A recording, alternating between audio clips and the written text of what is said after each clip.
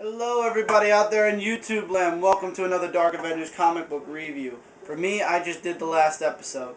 Now we're doing the 40th episode.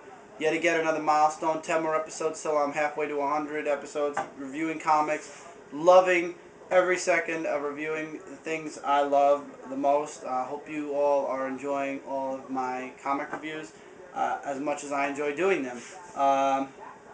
Big 40 in this one, and the comic books I will be reviewing in this 40th episode are from the week of August 4th, starting off the second half of the summer lot. Only 4 more weeks to go, and then we start the fall, baby. And when the fall starts, a few new series start, a few other series end, and we all start hearing news about stuff that's coming out next year. I'm looking forward to Comic-Con, which is coming in October, and that's only now 3 months away. Mike and I are already in the market for getting tickets by the end of this month, because I want my tickets sent to me, so I know I am definitely scheduled to go. Okay, first off, a signed comic book. Dr. Solar, Man of the Atom, signed by Jim Shooter and Dennis Calero. I hope I said his last name right. If Midtown has a signed comic book, I'm going to pick it up. I'm going to grab it because I'm making a huge thing on my wall with all signed comics. Even if I don't know the person, I'll do it. I still regret the only comic book I missed out on. This is the first dual signature, by the way. The only comic book I missed out on was the Matt Fraction Uncanny X-Men comic, and the only reason I missed out on it is because basically I didn't even know they were going to have it. So, but I got the others, so I'm happy. Okay, now we're getting into the regular comics. Doom Wars 6/6. God, thank you, it's over. It was terrible. I'm sorry. It started off pretty good. I mean, 1 or 2 issues was really awesome. It just slowly downward. It had a down spiral. It was terrible. It was terrible. Basically, all the vibranium now from Wakanda is useless. Black Panther rendered it completely and utterly useless. Why? Who cares? Who knows? But it did. The end. Doom is defeated. He doesn't even really put up much of a fight either, and he just bows out. I mean, he's Doom, yet he bows out because he lost the vibranium. Complete waste. If you didn't get Doom Wars, congratulations, you're lucky. Stay away from it. Stay away from Doom Wars. Michael's getting all 6 issues of my Doom Wars. Didn't like it. It had a few moments, but other than those few moments, it had shit. Deadpool Wade Wilsons War is number 3 of 4 Marvel Knights mini. I'm enjoying it. It's funny. It has its comedic moments. He's still trying to convince them that he's part of the good guys. He's talking about Weapon X, and then in the end, hold on. You finished? Oh yeah. I love how in the end, why is her name escaping me at the moment? But anyway, he gets shot right in the head by that's the last one, leading into the final. Domino. He gets shot by Domino, and it leads into the last issue. She probably missed, or she probably shot him in a part of his body that'll just regenerate and he'll be fine. I thought it was hilarious. So Domino's alive, and she shot something, or somebody, or him. I would absolutely say pick it up. You guys know I've been talking against Deadpool for God knows how long. This is a pretty nice series. Actually, Deadpool is going to be making a Max series. There's going to be a Deadpool Max. I will grab issue 1 to see how it is, because Lord knows the other Deadpool titles are just... except Deadpool. The only reason I don't get Deadpool is because right now I have way too many comics I'm getting as is already. I'm getting Deadpool Max just to see how they're going to make it look.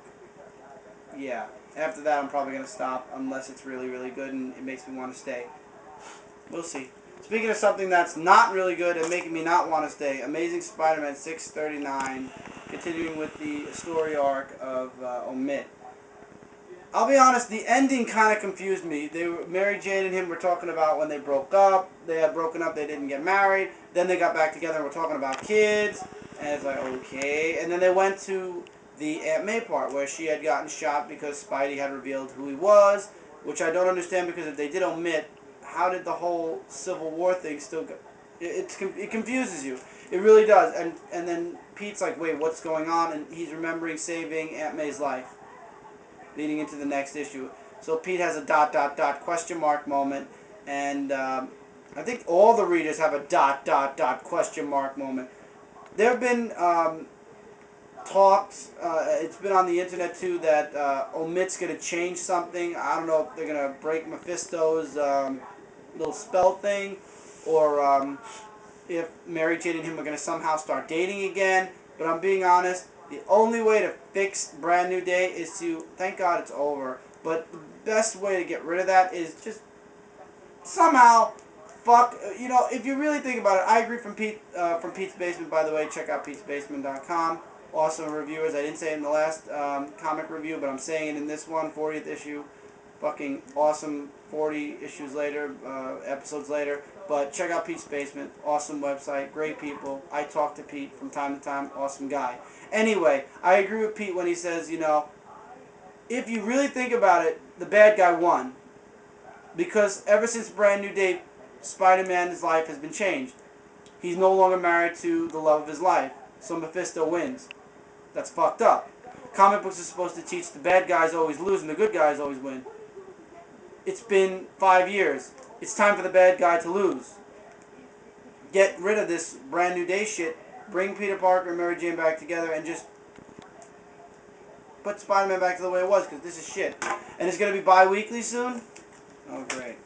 And it's still extra money because Stan Lee is doing a side story after Omit. Probably after Omit. The title is going back to its regular price. I know that because I've seen it, but just bring Mary Jane and him back together and stop the bullshit. Amazing Spider-Man was great in the Grim Hunt. Now you do this and you're ruining it. Iron Man Legacy numbers 5. Finishing off the first story arc. Iron Man basically beats Doom's army and wins. He finds out who had actually given his Iron Man technology to the other people. It turned out to be a janitor that worked for Stark Industries. So he gets arrested in the end, and that's it. He's got his own Iron Army. I love how he went into they don't even tell you where the field is. He walks into a field, and you see an elevator come up from the ground. Unless they tell you the field. Yeah, no, they don't tell you. An elevator comes up from the ground, and I guess this is leading into the next story arc. Check out all the Iron Man suits. His Iron Legacy. His Iron Legion. I'm iffy on the next issue. The cover artwork looks okay, but I'm hoping the internal artwork is better. Iron Man Legacy is definitely a good title to pick up. I mean, there were moments where you're like, but in total, in a whole, Iron Man Legacy, the first story arc was pretty good. I'm hoping the second story arc is better. If not, you will not be seeing Iron Man Legacy anymore. Invincible Iron Man, I feel the same way. The storyline is starting to go. And if they do that, then I'm just going to, by the time the story arc's over, that'll be the last story arc I get. You guys know me. I finish a storyline before I quit a series. Unless it sucks like last episode's series Black Cat. But that's a mini. That's another reason why I stopped it. Mini-series don't count. So, check out Iron Man Legacy number 5. Another awesome mini. Part 2 of 5. Avengers Prime. Steve Rogers, I love it. There's a moment, I'm going to wait till Mike finishes scanning and then I'll show you, where he's fighting a horde of, God knows what the fuck those things are, and then he goes into the shadows, and you get this little teaser picture of him as Captain America, because the shadow makes a star on his chest, and the shadow goes over his face, just like the Captain America mask. I thought that was hilarious. I thought that was good. And he gets hurt, of course, and this woman comes out of nowhere and says, let me tend to your wounds. Iron Man is taken prisoner by a bunch of giant fucks, and when he says he's friends with Lord Thor, yeah, that doesn't help him at all because they don't like Lord Thor, so they end up tying him up to something for some type of sacrifice. Actually, I shouldn't have put the comic away just yet. There are one or two things. So Thor's also in trouble, and Hela shows up and wants to basically, I don't know, they're like, where are we, and everybody's saying that that's Asgard or wherever it is, and basically Thor lays down the hammer, so to speak. He literally lays down the hammer, and the clap of thunder lightning is seen from both Captain America and Thor and Iron Man's wherever both of them are, and he's like, I love Iron Man's line. That would be a certain God of Thunder. Oh, you better run. And it leads into the next issue. I'm interested. I can't wait to see the next part. I like Avengers Prime. Great artwork. Yes, Brian Michael Bendis is writing, partially, I guess, writing this. But it's good. I like it. I'd say definitely pick up Avengers Prime. You guys will like it. It's the three main Avengers. Captain America, even though he's Steve Rogers now. Iron Man and Thor. Check it out. Okay, guys, with that, Mike's saying we're close to 10 minutes. Even though there's a 15-minute rule, I still want to stick to 10 minutes. Got a few comics left to go. I'll see you guys in part 2.